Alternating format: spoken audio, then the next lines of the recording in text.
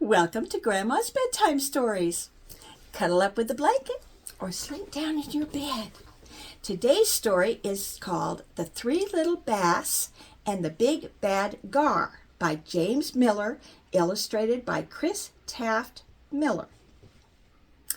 And we're talking about fish today. Who has pets as fish? Some of us do. Once upon a time, there were three little bass fish. They lived together with their mom and dad under a dock on Little Lake Gaston. One day, the three young bass fish had grown old enough to go off and explore the lake on their own. They each set off to build their own homes. Bass number one decided to make his house out of mud from the bottom of the lake. Bass number two built his house out of forgotten inflatable tubes he found floating beneath the water. Bass number three took his time to think about what would make the best and safest home. His brothers laughed at how long he was taking to make his house.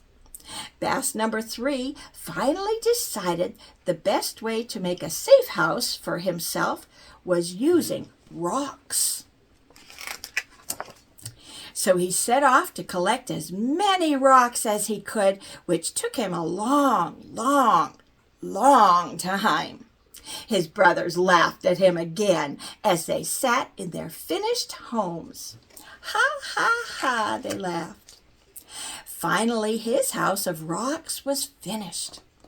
One day, the big bad gar fish came swimming around.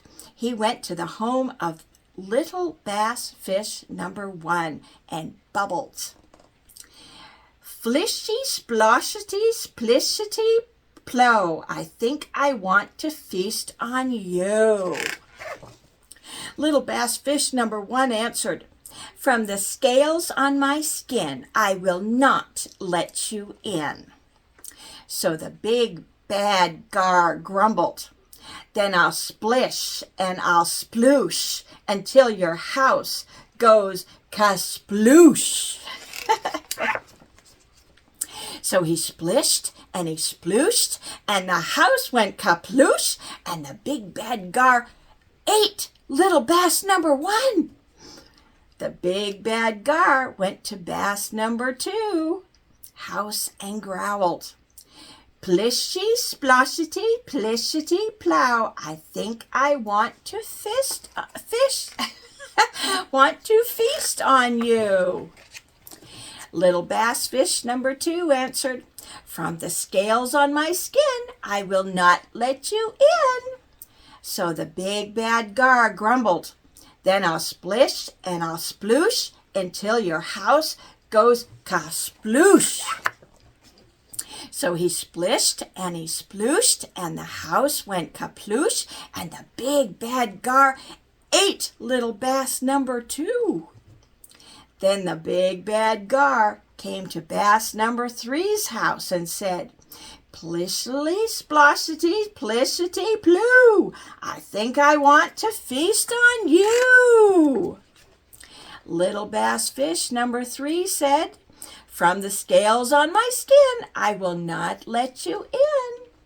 So the big bad gar grumbled, then I'll splish and I'll sploosh until your house goes kaploosh.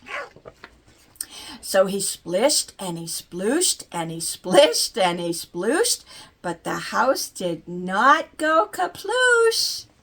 The big bad gar grumbled, plishly, sploshity, plin, I will find a way in. And he swam away in a huff. Little bass number three came up with a plan. Floating nearby was a fisherman's hook with a tasty worm dangling from it. Carefully, little bass number three pulled the fishing line down into his chimney and waited. Soon the big bad gar came back and swam up to the chimney and said, "Aha, I told you I would find a way. I'm going to eat you today." The big bad gar swam down the chimney and noticed a tasty worm dangling in the water. He was so excited he dove for the worm without noticing the big shiny hook. The big bad gar was hooked. The fisherman felt the tug on his line and quickly reeled him in.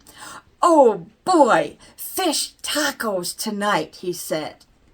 Little bass number 3 lived happily ever after in his cozy house of rocks on the bottom of the little Lake Gaston. The end. It shows you that if you pay attention and learn, you might do something good in your life, huh? And live to tell about it. Thank you for being with me today. I hope you enjoyed this story and might have learned something by it. Have a good week. Behave yourselves. And I'll see you next time. Bye-bye now.